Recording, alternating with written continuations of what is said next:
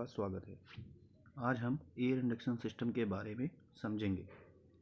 Air induction system का मतलब है कि हवा किस प्रकार से इंजन के सिलेंडर तक पहुंचती है। इस ट्रेनिंग में इस प्रक्रिया में आने वाली सभी गतिविधि की जानकारी ली जाएगी। जब हमारा पिस्टन नीचे की तरफ जाता है तो एटमॉस्फेयर से हवा फिल्टर से साफ होते हुए थ्रॉटल बॉडी के रास्ते होते हुए मैनिफोल्ड की मदद से हमारे सिलेंडर में पहुंचती है।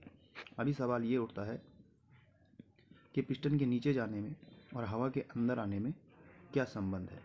जब पिस्टन नीचे की ओर जाता है तो अंदर वाले हिस्से में यानी सिलेंडर के अंदर वाले हिस्से में यहाँ पर वायु का दबाव कम हो जाता है, यानी प्रेशर डाउन होने लगता है और एटमॉस्फेयर में एक बार का प्रेशर होता है। तो बाहर प्रेशर ज़्यादा, अंदर प्रेशर कम। तो ज़्यादा प्रेशर जो है वो कम की तरफ भागने की कोशिश करेगा, जिसके फलस्वरूप फिल्टर से छनता हुआ हवा जो है हमारे सिलेंडर के अंदर चली जाती है। Introduction. We are using air in internal combustion engine. हम हवा का प्रयोग इंटरनल कंबशन इंजन में करते हैं। 3 main elements to ignite fire: oxygen, fuel and heat. 3 मुख्य पार्ट होते हैं हमारे जो किसी भी जगह पर आग लगाने के लिए ज़रूरी है, जैसे ऑक्सीजन, फ्यूल में जैसे हमारे कागज़, लकड़ी, पेट्रोल एक्सेट्रा, और हीट। अगर ये 3 चीज़ें हैं तो वहाँ पर फायर सक्सेस हो सकता है, जैसे कि आप यहाँ पर फायर ट्रायंगल में देख भी पाएंगे। We also use in internal combustion engine atmospheric oxygen in use in the engine। हमारा जो इंटरनल कंबशन इंजन है उसके अंदर हम एटमॉस्फेयर की ऑक्सीजन का प्रयोग करते हैं। We know that atmosphere 21% oxygen, यानी 21% ऑक्सीजन ही वातावरण में होती है। यानी अगर कोई ये बोल रहा है कि हम इंजन सिलेंडर के अंदर फायर लगाने के लिए जो ऑक्सीजन डाल रहे हैं वो 100% ऑक्सीजन ही है, तो वो गलत है। हम केवल एटमॉस्फेयर की जो ऑक्सीजन ले रहे हैं उसमें से सिर्फ हमें 21% ऑक्सीजन ही मिल रही है, क्योंकि एटमॉस्फेयर में क्या है, 21% ऑक्सीजन है, तो 21% ही उसके अंदर जा रही है, बाकी अनदर गैसेज जा रही हैं। जैसे कि अगर आप ये चार्ट देखेंगे, यहाँ पे लिखा हुआ है कि एटमॉस्फेयर में लगभग 78% नाइट्रोजन होता है, फिर अनदर गैसेज होती हैं, और ऑक्सीजन क्या लगभग 21%। We study about the how air going into the combustion cylinder. तो जो हमारा ये हवा है वो किस तरीके से सिलेंडर के अंदर जाती है, इसकी जानकारी हम प्राप्त करेंगे। Method of air induction system: how to air goes in the cylinder. हवा जो है किस प्रकार से सिलेंडर के अंदर जाती है। They are 3 types of method air induction system. 3 प्रकार के मेथड का प्रयोग किया जा सकता है। First, natural air induction system. ऐसा सिस्टम जिसके अंदर जो हवा है वो नेचुरली तरीके से सिलेंडर के अंदर जाती है। जैसा कि हमने पहले बात करी थी कि पिस्टन के नीचे आने से हवा का जो प्रेशर है वो कम हो जाता है और सिलेंडर के अंदर हवा चले जाती है। तो ये हो गया हमारा नेचुरल प्रोसेस। सेकंड है हमारा according to the path length air induction system, यानी कि जो रास्ता है, यानी एयर फिल्टर से लेकर के जो सिलेंडर के वाल तक का जो रास्ता है, यदि उसमें बदलाव किया जा रहा है तो उसे हम पाथ लेंथ के अकॉर्डिंग बोलेंगे। जैसे सपोज दैट कि 1 मीटर की दूरी या आधे मीटर की दूरी हवा ट्रैवल करके फिर इंजन के अंदर जा रही है, और दूसरा आधे मीटर की ही दूरी ट्रैवल करके हवा अंदर जा रही है सिलेंडर में, तो ये दोनों रास्ते अलग अलग हो गए। तो यानी जो दूर लेंथ वाली हवा होगी वो कम देर से पहुंचेगी, जबकि जो उससे छोटे लेंथ वाली हवा होगी वो जल्दी ही सिलेंडर के अंदर पहुंच जाएगी। तो इस प्रकार की जो टेक्नोलॉजी है इसे हम क्या बोलेंगे, according to the path length air induction system. Third, force type air induction system. Force से पता चल रहा है कि बलपूर्वक, यानी ज़बरदस्ती धकेल कर सिलेंडर के अंदर हवा को भेजना, ये हमारा फोर्स टाइप में आएगा। अब हमें ये समझना चाहिए कि आखिरकार इन सब चीज़ों के अंदर क्या बेसिक अंतर है। अब मान लीजिए कि जो हमारा सिलेंडर है उसमें 100 ग्राम हवा आ सकती है, लेकिन अगर मैं नेचुरल तरीके का इस्तेमाल करता हूँ तो 100 ग्राम तो उसमें जगह है आने की, लेकिन जब वो इंजन हमारा वर्किंग करता है तो मान लीजिए उतनी हवा उसके अंदर नहीं जा पाती जितनी उसमें जगह है, जिसे हम वॉल्यूमेट्रिक एफिशिएंसी भी बोलते हैं। वॉल्यूमेट्रिक एफिशिएंसी क्या होता है? वॉल्यूमेट्रिक एफिशिएंसी होता है कि सिलेंडर के अंदर कितना जगह है, कितना आयतन है और उसके अंदर वर्किंग के टाइम पर कितने आयतन को हम भर पाए हवा से, तो इसके रेशियो को हम वॉल्यूमेट्रिक एफिशिएंसी बोलते हैं। तो यदि हम नेचुरल वाले की बात करें तो इसमें वॉल्यूमेट्रिक एफिशिएंसी कम होता है, और सेकंड वाले में हम वॉल्यूमेट्रिक एफिशिएंसी को, यानी जो लॉन्ग पाथ है उसमें वॉल्यूमेट्रिक एफिशिएंसी को कुछ हद तक कंट्रोल कर सकते हैं। फोर्स वाले में हम क्या करेंगे, ज़बरदस्ती ज़्यादा से ज़्यादा हवा को सिलेंडर के अंदर भेजने के लिए एप्लीकेबल कर पाएंगे। क्यों, इसके बारे में हम आगे समझेंगे कि किस प्रकार से ये टेक्नोलॉजी काम करती है। तो आइए natural air induction system according to the path air induction system और force type air induction system में प्रयोग होने वाले मेन कंपोनेंट्स के बारे में पहले जान ले, ताकि इस टेक्नोलॉजी के बारे में जब हम पढ़ें, कंस्ट्रक्शन के बारे में पढ़ें, तो हमें कोई भी प्रॉब्लम ना आए। We study about the main component of air induction system. First, air filter assembly. Second, air filter element. Third, adjustable hose. Fourth, throttle valve. Fifth, intake manifold. Sixth, intake valve. 7, engine cylinder. 8, turbocharger. Main component of air induction system. यहाँ पर हम air induction system की बात करें, इसमें main component के बारे में अब हम पढ़ने जा रहे हैं। Air filter assembly, this is use for install the air filter element. Air filter assembly का हम प्रयोग करते हैं एयर फिल्टर एलिमेंट को लगाने के लिए। This assembly can be also use for the resonator, reduce noise of air suction time. अभी ये जो एयर फिल्टर असेंबली है, इसका प्रयोग हम एज ए रेजोनेटर भी करते हैं, क्योंकि इंजन जब स्टार्ट होता है तो क्या करता है, वो हवा को अपने अंदर खींचना स्टार्ट करता है, और यदि हवा बहुत तेज़ी से खींची जा रही है तो वहाँ पर एक साउंड क्रिएट होता है, जो इसमें लगे रेजोनेटर की मदद से ख़त्म किया जाता है। An hole in the assembly at lower side for drain the water moisture and dust. अभी ये जो हमारा एयर फिल्टर असेंबली है, इसमें जो लोअर वाला साइड है उसमें छोटा सा छेद बना हुआ होता है कई जगह पर। वो इसलिए होता है ताकि अगर किसी रीजन से उसमें बहुत ज़्यादा मॉइस्चर आ गया है या उसमें बहुत ज़्यादा धूल आ गई है, तो वो धीरे धीरे क्या है, वाइब्रेट होते होते उस हॉल से जो है डस्ट जो है वो बाहर निकल जाती है। अभी कई बार क्या होता है, कई बार पानी चला जाता है या कोई और चीज़, तो वहाँ से पानी जो धीरे धीरे बाहर निकल सकता है। लेकिन यहाँ पर छोटा सा होल होता है, वो कई असेंबली में हो सकता है ना भी आपको देखने को मिले। Its body assembly is use for flexible joint for protection the assembly. अभी ये जो पूरी की पूरी बॉडी है, इसकी असेंबली को जब हम टाइट करते हैं तो इसके इन और आउट साइड में फ्लेक्सिबल होल्स लगे हुए होते हैं।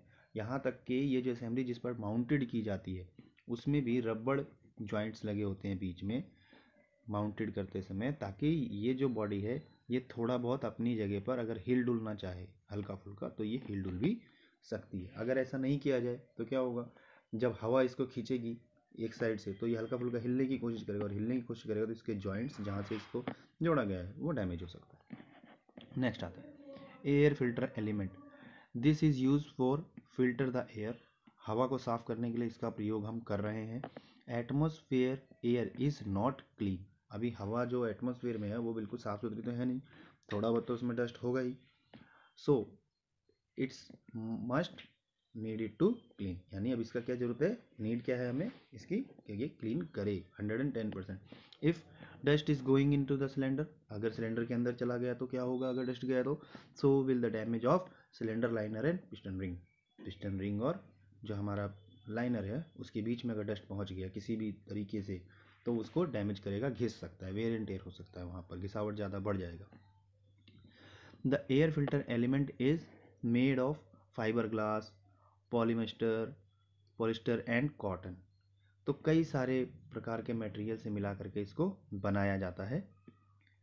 It is made design zigzag. Zigzag का मतलब क्या, ऐसे ऊपर नीचे ऊपर नीचे ऊपर नीचे, ऐसा बिल्कुल प्लेन नहीं, ऊपर नीचे जैसा आप यहाँ देख रहे हैं इसमें देख रहे हैं, तो जिगजैग टाइप में बनाया गया है। अब इस जिगजैग टाइप का है तो इससे हमें क्या बेनिफिट मिला, इससे हमें ये बेनिफिट मिला कि जो एलिमेंट का साइज़ है, एलिमेंट जो है वो इंक्रीज़ हो गया, ज़्यादा लगेगा, और उसका जो स्ट्रेंथ है वो भी बढ़ गया, फिल्टर करने का जो कैपेसिटी है, क्योंकि अब उसका साइज़ ज़्यादा हो गया ना, ऐसे जिगजैग जिगजैग लगाने पर क्या हुआ, ज़्यादा से ज़्यादा लगेगा और ज़्यादा से ज़्यादा उसको सरफेस एरिया मिलेगा, तो ज़्यादा से ज़्यादा हवा को क्लीन कर पाएगा। अब ये कितने प्रकार के होते हैं? एक होता है paper element. Paper element like this. अभी इस पेपर एलिमेंट क्या है कि इसमें सिर्फ पेपर एलिमेंट लगा हुआ है, एक साइड से हवा जाएगी, दूसरी साइड से साफ होकर निकल जाएगा। वाटर सेकंड है ऑयल शॉक्ड एलिमेंट। अब ये ऑयल शॉक्ड क्या होता है? अभी जैसे ये आप एयर फिल्टर आप देख रहे हैं, अगर मैं इसके ऊपर ऑयल का स्प्रे मार दूँ, जैसे कि दाढ़ी बनाने वाला, शेविंग करने वाला हमारे बालों पर स्प्रे मारता है ना वाटर का, वैसे यहाँ पर अगर ऑयल का स्प्रे मार दिया जाए तो क्या होगा? अगर डस्ट निकल के जा रही होगी तो वो ऑयल क्या करेगा, उसको रोक लेगा। थर्ड है ऑयल बाथ एलिमेंट। अब ऑयल बाथ एलिमेंट में क्या होगा, हवा जो है वो ऑयल के किनारे से टच होते हुए जाएगी, तो जिससे क्या होगा, अगर उसमें कोई डस्ट होगा तो ऑयल जो है उसको सोख लेगा। अब ये ऑयल बाथ वाला टेक्नोलॉजी आना बंद हो गया है। Adjustable hose, this is use to adjust the length of hose. Adjustable hose का प्रयोग दूरी को घटाने या बढ़ाने के लिए किया जाता है। Because the engine body is flexible and air filter assembly is semi fix. क्योंकि जो हमारा एयर फिल्टर है वो सेमी फिक्स होता है, जबकि जो हमारा इंजन है वो फ्लेक्सिबल होता है। जब इंजन के अंदर वाइब्रेशन आता है तो हमारा इंजन कुछ हद तक हिलता भी है। तो इसके कारण से हमें ऐसे होजेस की आवश्यकता होती है जो आवश्यकता पड़ने पर अपनी लेंथ को कम या ज़्यादा कर सके। जैसा कि आप इसमें देख पा रहे होंगे, ये जिगजैग जैसा जो पोजीशन है, जिसके कारण इसका लेंथ छोटा या बड़ा हो सकता है। Air filter hose length is different at high and low RPM of engine. अब ये आपको क्या बताना चाहता है?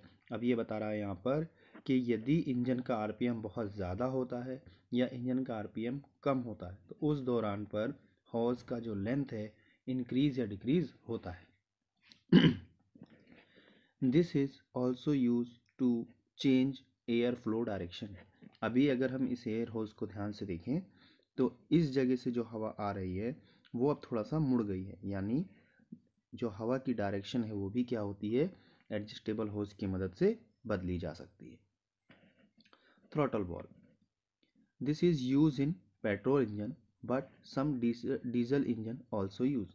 ज़्यादातर जो आपको थ्रॉटल वॉल्व है वो पेट्रोल इंजन में देखने को मिलता है, किंतु कुछ डीजल इंजन में भी देखने को मिल सकता है।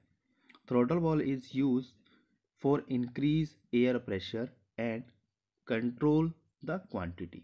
अभी जो थ्रॉटल वॉल्व है ये हवा के प्रेशर को इंक्रीज करता है और कंट्रोल करता है हवा की क्वांटिटी को। आइए थोड़ा सा इसको समझने की कोशिश करते हैं।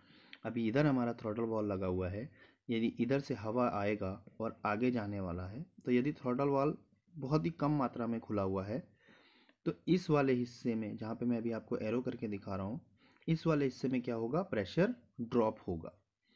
ठीक है, तो इस वॉल्व ने क्या किया, इस जगह इनटेक मैनिफोल्ड में हवा के प्रेशर को क्या करा, कम कर दिया। यदि ये वॉल्व खुलता है तो यहाँ पर प्रेशर क्या होगा, इंक्रीज हो सकता है। तो यहाँ पर बताया गया कि थ्रॉटल वॉल्व जो है प्रेशर को कंट्रोल कर रहा है। अभी प्रेशर को कंट्रोल कर रहा है, देन हवा की क्वांटिटी यानी हवा की जो मात्रा है वो भी नियंत्रण में लाई जा रही है, उसको भी कंट्रोल किया जा रहा है। Throttle valve is use diesel engine for quick stop the engine. अभी थ्रॉटल वॉल्व का उपयोग डीजल इंजन में भी किया जाता है ताकि उसे सडनली बंद किया जा सके। जैसा कि हम लोग जानते हैं कि जो हमारा डीजल इंजन होता है उसमें हवा फ्रीली इंजन के अंदर जा रही होती है, जिसके कारण यदि हम इंजन को बंद कर दें तो कुछ मात्रा में क्या होगा, इंजन घूम ही रहा होगा। अब अगर हवा की मात्रा को भी रोका जाए तो क्या होगा, इंजन पहले की अपेक्षा जल्दी ही रुक पाएगा। तो कुछ डीजल इंजन में भी आपको थ्रॉटल वॉल्व देखने को मिल सकता है। The throttle valve is also use in petrol engine for identify the driver activity. अभी कुछ गाड़ियों में थ्रॉटल वॉल्व जो हमारा लगा हुआ है वो क्या कर रहा है, वो बता रहा है कि ड्राइवर की एक्टिविटी क्या है। एक्टिविटी मतलब कि कस्टमर जो है या जो ड्राइवर है वो कैसा रिस्पॉन्स चाहता है, एक्सेलरेशन को वो धीरे धीरे दबा रहा है या सडनली दबा रहा है, या फॉर एग्जांपल अगर आप मान लीजिए आपका गाड़ी चल रहा है तो एक्सेलरेशन पैडल का तो यूज़ होना ही चाहिए, लेकिन अगर चलती गाड़ी में एक्सेलरेशन पैडल का यूज़ नहीं हो रहा है तो इट मीन्स कि कस्टमर की एक्टिविटी क्या है, एक्टिविटी ज़ीरो हो गया है। ठीक है, तो कस्टमर का रिस्पॉन्स, कस्टमर की एक्टिविटी जो है, जो ड्राइवर की एक्टिविटी है, वो इसके द्वारा पता की जाती है और उसी के अकॉर्डिंग ही हमारा आगे इंजन का सिस्टम काम करता है और पावर बढ़ाता है। चलिए आइए आगे बढ़ते हैं। Now that days it's also use for idle speed control in petrol engine. अभी ये जो थ्रॉटल वॉल्व है, इसके पहले हमारे पास कार्बोरेटर आया करते थे, तो कार्बोरेटर में क्या होता था कि हवा की मात्रा को कंट्रोल किया जाता था। आइडल स्पीड यानी आइडल पे, यानी आइडल भी किसको बोलेंगे इसको समझ लेते हैं। आइडल का मतलब है ऐसी अवस्था जिस समय पे इंजन स्टार्ट है और केवल अपने आप यानी अपने शरीर को चलाने के लिए, अपने इंजन को चलाने के लिए ही केवल शक्ति को पैदा करेगा, तो उस समय को हम आइडल स्पीड कहते हैं। वो स्पीड जिस पे इंजन अपने पार्ट्स को ही चलाने लायक शक्ति पैदा करे उसको हम आइडल स्पीड बोलते हैं। तो उस आइडल स्पीड पे जितना हवा का ज़रूरत है, जितना एयर फ्यूल मिश्रण के लिए हवा की ज़रूरत है, उसको कंट्रोल करवाने का काम जो ये वाल है ये करता है आजकल की गाड़ियों में, जिसे हम इलेक्ट्रॉनिक थ्रॉटल बॉडी के नाम से भी जानते हैं। ये थ्रॉटल बॉडी लगा हुआ है, अभी हमारा जो ये वॉल है यही आइडल कंट्रोल के लिए काम करेगा। This wall operated by accelerator cable. अभी ये जो वाल है पहले क्या होता था, केबल के थ्रू खोला जाता था। Now that time it's operate by electric motor. अभी ये जो थ्रॉटल वॉल है ये एक इलेक्ट्रिक मोटर द्वारा खोला या बंद किया जाता है। Intake manifold, this is fix between throttle body assembly two cylinder head. अभी जो हमारा थ्रॉटल बॉडी है उसके और सिलेंडर हेड के बीच में जो पार्ट लगता है उसे हम इनटेक मैनिफोल्ड बोलते हैं, जो कि कुछ इस तरीके का होता है। It is made of plastic, aluminium alloy and cast iron. अभी ये जो हमारा इनटेक मैनिफोल्ड है प्लास्टिक, एल्युमिनियम या फिर कास्ट आयरन का बना हुआ देखने को मिलेगा। अभी सबसे पहले जो आता था वो आता था कास्ट आयरन का। अभी कास्ट आयरन वाले में क्या था, वो अच्छा तो होता था लेकिन वो क्या होता था, बहुत ज़्यादा वजन होता था उसमें, बहुत ज़्यादा भारी होता था। दूसरा कि वो अपना जो हीट है वो एटमॉस्फेयर में जल्दी नहीं निकाल पाता था। तो वेट को कम करने के लिए हम क्या लेकर के आए, एल्युमिनियम अलॉय का। एल्युमिनियम अलॉय का हमने बना दिया तो उसने भी क्या किया, वेट बहुत ज़्यादा कम कर दिया और हीट जो है वो ज़्यादा से ज़्यादा एटमॉस्फेयर में ट्रांसफ़र भी करने लगा, लेकिन फिर भी बहुत ज़्यादा भारी था। अभी यही सारा गुण हमें प्लास्टिक के मैनिफोल्ड में भी मिल जाता है। तो हम क्या करते हैं, प्लास्टिक वाला लगाते हैं, क्योंकि उससे क्या हो गया, वज़न और भी कम हो गया और हीट जो ट्रांसफ़र करने की क्षमता थी वो भी ज़्यादा हो गया। This is give way of air, ये जो है हवा को रास्ता देने का काम करता है।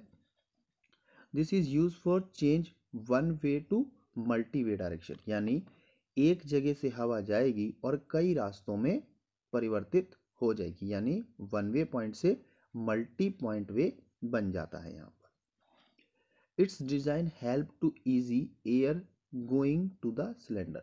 अभी इसका डिज़ाइन हम ऐसा रखते हैं ताकि ये हवा को सिलेंडर के अंदर जाने में मदद करे, यानी हमारा जो इंजन है उसके अंदर हवा जो है वो बहुत सरलता से चली जाए। There are two type, fix length type, second variable length type. In fix length type the air travelling distance length is fix in to the manifold. अभी जैसा आप इसमें देख रहे हो तो क्या हो गया, हमने ये जो ऊपर वाला देखा इसमें क्या है कि एक पूरा लेंथ जो है इसका पूरा फिक्स, यानी हवा कितना दूरी तय करके आगे इनटेक मैनिफोल्ड से निकल करके सिलेंडर की ओर चला जाएगा, वो डिस्टेंस जो है इसमें फिक्स है। नेक्स्ट है हमारा variable length type.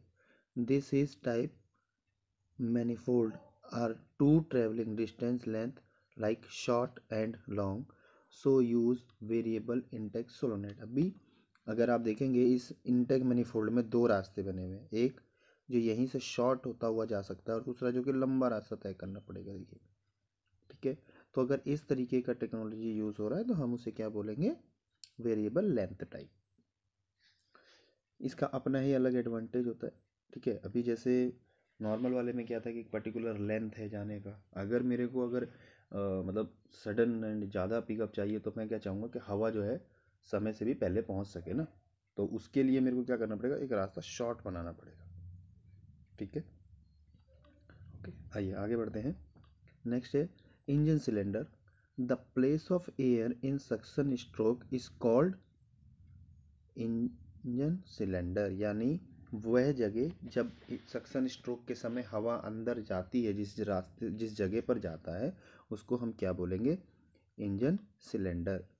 This is place of area made by cylinder head, cylinder block, liner and piston. अभी जैसा आप इस फोटो में देख रहे हैं, इस फोटो में ये जो एरिया है इसको हम क्या बोलते हैं, सिलेंडर लाइनर, यानी यही वो एरिया होता है जिसके अंदर जो है हमारी हवा पहुंचती है। This is place of fuel burning, it's called combustion chamber.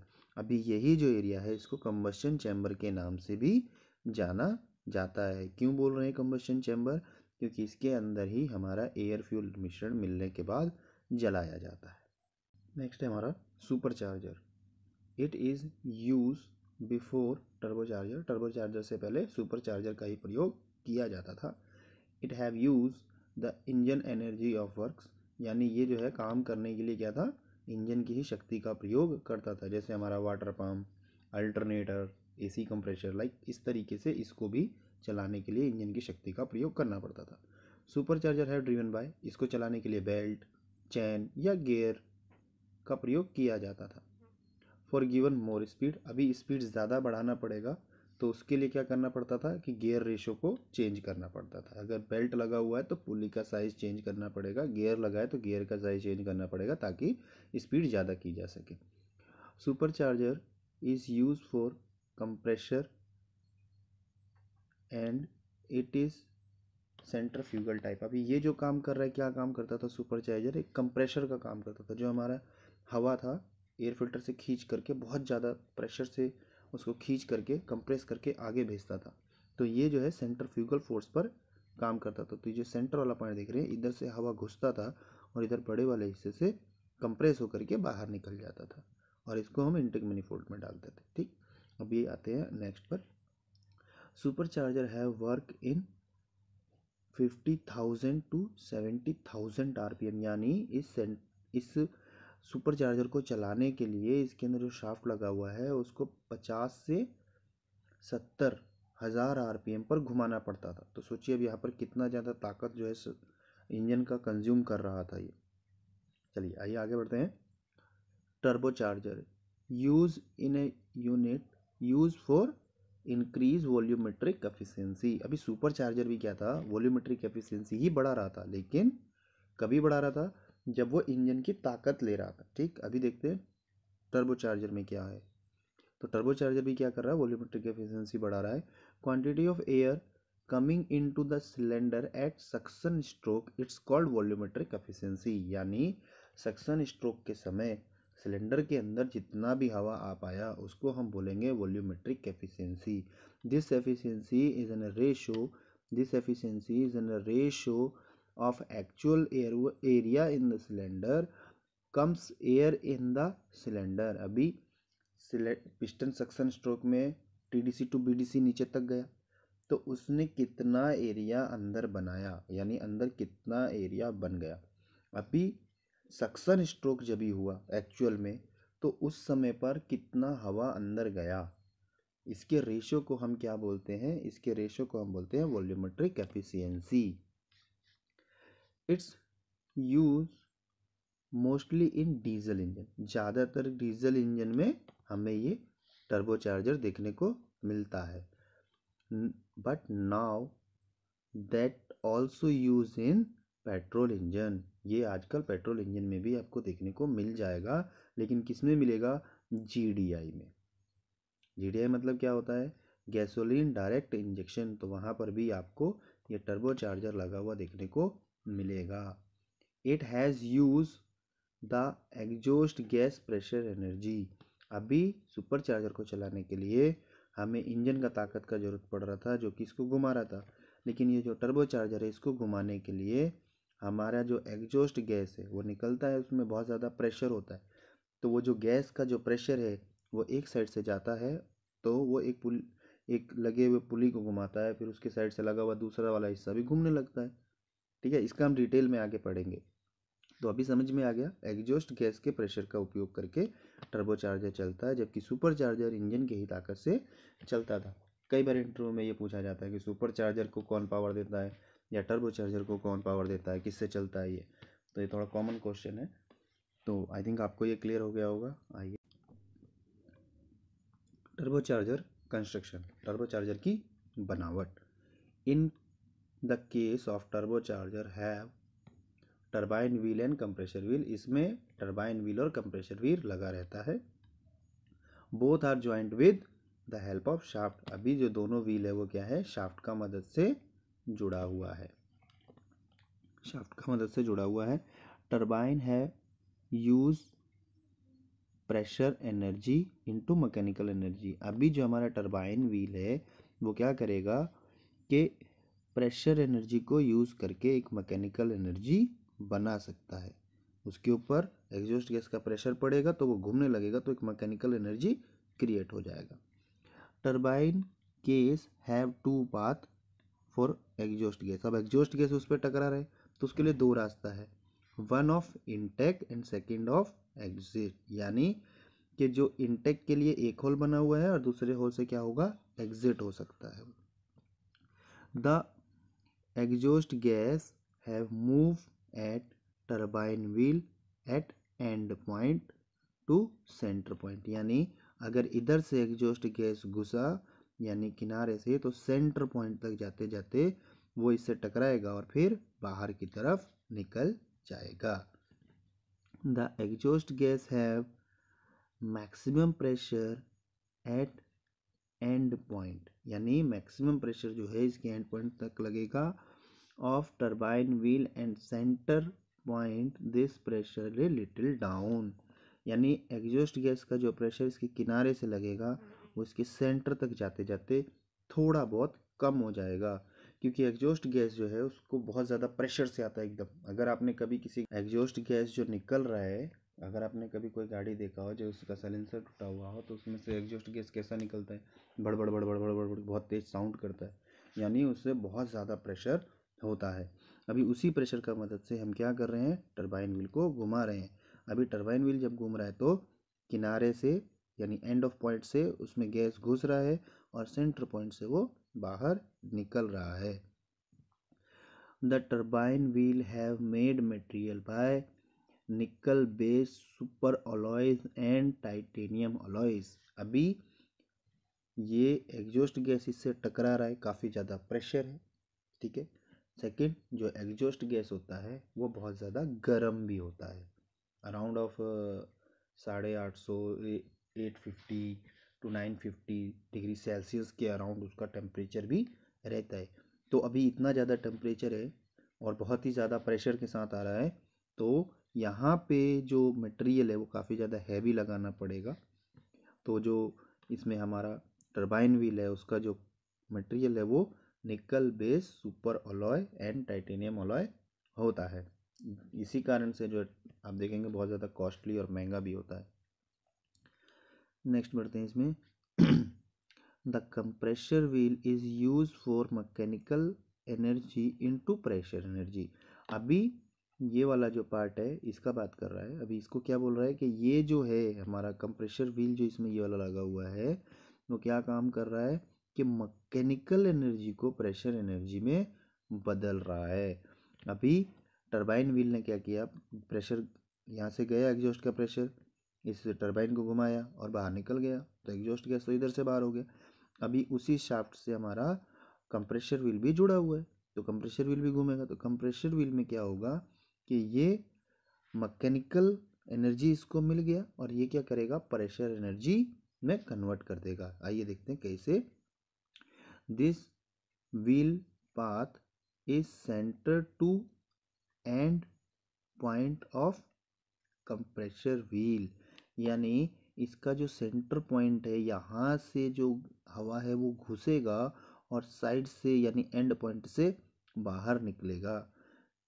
Wheel centre is air pressure low, यानी सेंटर से जो हवा घुसेगा उसका हवा का प्रेशर लो रहेगा, but end point is a little higher. अभी किनारे की तरफ से जो हवा निकल रहा है वो क्या होगा, बहुत ज़्यादा प्रेशर के साथ होगा। अभी इसमें कौन सा फोर्स यूज़ हो रहा है, centrifugal force. Centrifugal force use हो रहा है जो कि क्या करेगा, प्रेशर को बढ़ाएगा। Compressor wheel have made material by aluminium alloy with mix titanium. Aluminium alloy का तो बना ही है जो हमारा कंप्रेसर व्हील है, बट उसके साथ टाइटेनियम का भी मात्रा मिलाया गया है। क्यों मिलाया गया है, क्योंकि यहाँ से जो हवा आएगा और उसको जो कंप्रेस करके आगे भेजना है तो उसका भी प्रेशर ज़्यादा होता है और इसको मजबूत बनाना भी ज़रूरी है। आई होप कंस्ट्रक्शन आपको यहाँ पर समझ में आया होगा। मैं एक छोटा सा समअप कर देता हूँ आपके लिए ताकि इजी हो जाए। अभी इंजन से एग्जॉस्ट गैस इसमें घुसा तो किनारे पर टरबाइन व्हील के टकरा कर निकल गया। अभी निकलने की वजह से यहाँ पर जो टरबाइन व्हील है वो घूमेगा। अभी उसी से जुड़ करके एक कंप्रेसर व्हील जुड़ा हुआ है तो ये कंप्रेसर व्हील भी घूमने लगेगा। जब ये घूमेगा तो इसके सेंटर से हवा आएगा और एंड पॉइंट से बाहर निकल जाएगा। तो यहाँ पर ये पूरा काम हुआ, लेकिन यहाँ पर इंजन की कोई भी शक्ति नहीं लगी। लगा तो क्या लगा, केवल एग्जॉस्ट गैस का प्रेशर, जो कि एग्जॉस्ट गैस का प्रेशर पहले ही बिना मतलब में बाहर जा रहा था। अब हमने क्या किया, उसको यूज़ कर लिया। हमने क्या पढ़ा था सुपरचार्जर में, सुपरचार्जर इंजन की ताकत यूज़ करता था। सो दैट्स वाई सुपरचार्जर को रिप्लेस करके टर्बोचार्जर ज़्यादा सफिशिएंट रहा, इसीलिए इसी का प्रयोग आजकल सबसे अधिक देखने को मिल जाता है। नेक्स्ट है हमारा कूलिंग ऑफ टर्बोचार्जर असेंबली। अभी टर्बोचार्जर कैसे काम करता है, कितने प्रकार का होता है, उसे हम आगे समझेंगे। उससे पहले हम ये जान लें कि कूलिंग ऑफ टर्बोचार्जर असेंबली किस तरीके से हम टर्बोचार्जर को कूलिंग करते हैं। Cooling of turbocharger assembly, the exhaust gas temperature is 800 to 900 degree. अभी एग्जॉस्ट गैस का जो टेम्परेचर है वो 800 से 900 डिग्री टेम्परेचर है। This temperature is continuously flow at turbocharger assembly, that is the result of it is going to higher. अभी ये जो टेम्परेचर है कंटिन्यूसली टर्बोचार्जर में आता रहता है, हमारा टरबाइन व्हील पर कंटिन्यू आता रहता है, आता रहता है, आता रहता है। तो क्या होगा, वो बहुत ही ज़्यादा गर्म हो जाएगा। क्योंकि अगर आप जानते हो तो आपको बता दें कि कोई भी चीज़ गर्म कब होती है, जब कंटिन्यूसली उसके ऊपर हीट देते रहें तभी वो गर्म होता है। और अगर ज़्यादा गर्म हो गया तो इससे हमारा टर्बोचार्जर डैमेज हो सकता है। So we need to cooling system, इसलिए हमें ज़रूरत है कि टर्बोचार्जर को भी कूलिंग सिस्टम लगाया जाए ताकि वो ठंडा हो सके। The turbocharger cooling system is according to the engine CC, यानी क्यूबिक कैपेसिटी। टर्बोचार्जर का जो कूलिंग सिस्टम है अकॉर्डिंग टू सीसी लगाया जाएगा। भाई अभी अगर ज़्यादा कैपेसिटी का इंजन है, मान लीजिए कि छोटा इंजन है, कम सीसी का है, तो उसमें जो टर्बोचार्जर का कूलिंग है वो ज़्यादा लगाने का ज़रूरत नहीं है, थोड़ा बहुत भी उसे किया जा सकता है। कौन कौन से तरीके अभी हम नीचे पढ़ेंगे। तो सीसी जो है हमारा इंजन का कैपेसिटी के अकॉर्डिंग कूलिंग करना पड़ेगा। दे आर टू टाइप्स, दो प्रकार का है। ऑयल कूलिंग टाइप, यानी ऑयल से इसको ठंडा कर लो। सेकंड है oil and water cooling type, ये दो प्रकार का है ना। तो अभी सबसे पहले फर्स्ट को समझते हैं, oil cooling type. In this cooling system we are using oil cooler.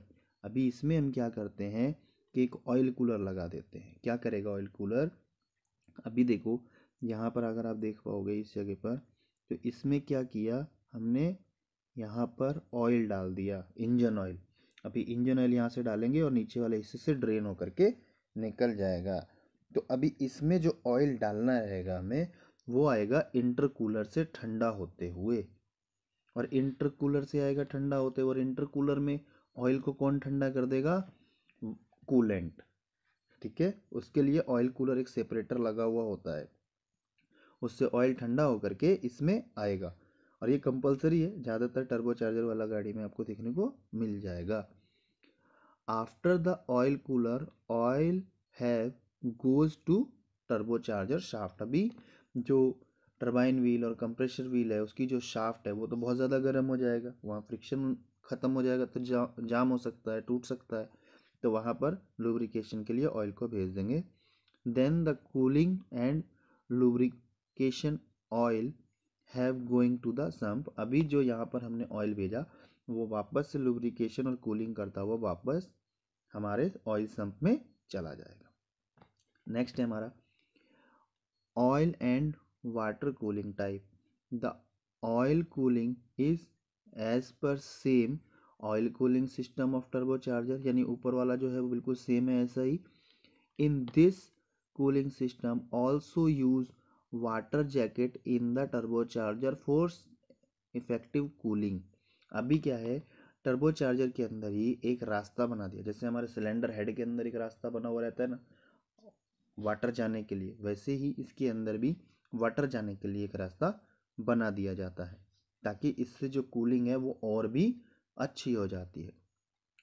After cooling water is going to the radiator. अभी वाटर से जो ठंडा हुआ तो वाटर जो है वो वापस, यानी कूलेंट जो है वो वापस कहाँ चला जाएगा, रेडिएटर की ओर चला जाएगा।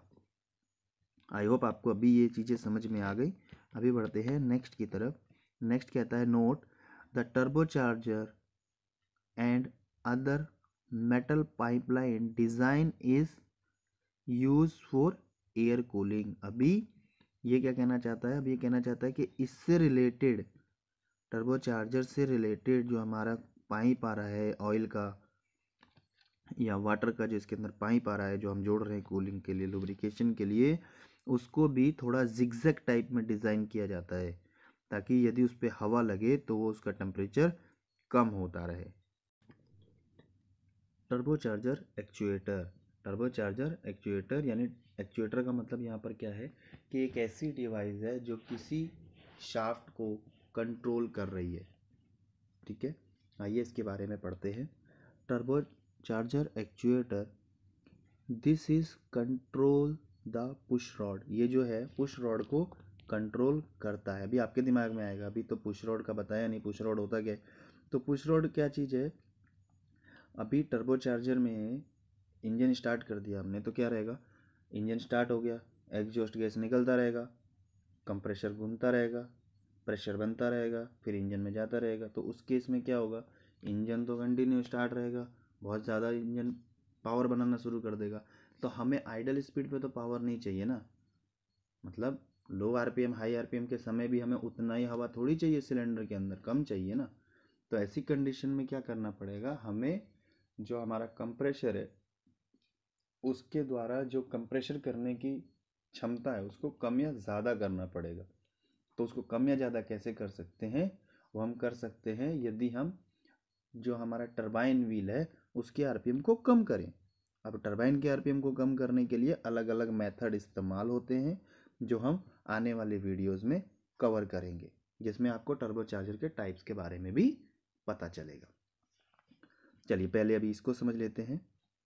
The push road have attach with other element. अभी जो हमारा एक्चुएटर है वो किसी भी लिंकेज के साथ जुड़ा रहेगा, तो उसको कंट्रोल करना है तो इसे कैसे कर सकते हैं, push pull and push type. यानी एक ऐसा रॉड होगा जिसके अंदर यहाँ पर एक डायफ्राम है, अगर आप देखेंगे तो इसके अंदर हवा अब स्प्रिंग लोडेड है ना, स्प्रिंग का लोड उसके ऊपर पड़ा हुआ है। अगर आप प्रेशर दोगे तो वो नीचे जाएगा, प्रेशर कम करोगे तो वो ऊपर जाएगा, यानी ये जो रॉड है ये ऊपर नीचे हो सकती है। नेक्स्ट है वैक्यूम। सिमिलर, जैसे इधर हम प्रेशर दे रहे थे तो ये ऊपर नीचे हो रहा था, अभी वैक्यूम वाले में क्या होगा, स्प्रिंग का दबाव इसको नीचे दबा के रख सकता है, लेकिन वैक्यूम क्या करेगा, इसको खींच सकता है। इसी तरीके से हमारा प्रेशर, अभी इस वाले में क्या रहेगा, प्रेशर के थ्रू आप कम ऊपर या नीचे इसको करवा सकते हैं। इसमें दोनों जगह पे रहता है, इधर भी प्रेशर कंट्रोल इधर भी प्रेशर कंट्रोल, दो चैम्बर अलग अलग। नेक्स्ट है इलेक्ट्रिकल। इलेक्ट्रिकल में एक मोटर लगा रहेगा जो इस रॉड को आगे और पीछे कर सकता है। तो आई होप आपको टर्बोचार्जर एक्चुएटर के बारे में समझ में आया होगा। अभी हमने जितना भी कॉन्सेप्ट कवर किया वो टर्बो चार्जर रिलेटेड बेसिक हो गया है। अभी नेक्स्ट में हम समझेंगे कि टर्बो चार्जर कैसे काम करता है, टर्बो चार्जर कितने प्रकार का होता है, यानी टाइप्स जो है वो मेनली नेक्स्ट टॉपिक जो है हम वीडियो में कवर करेंगे। तो यहाँ तक समझने के लिए बहुत बहुत धन्यवाद।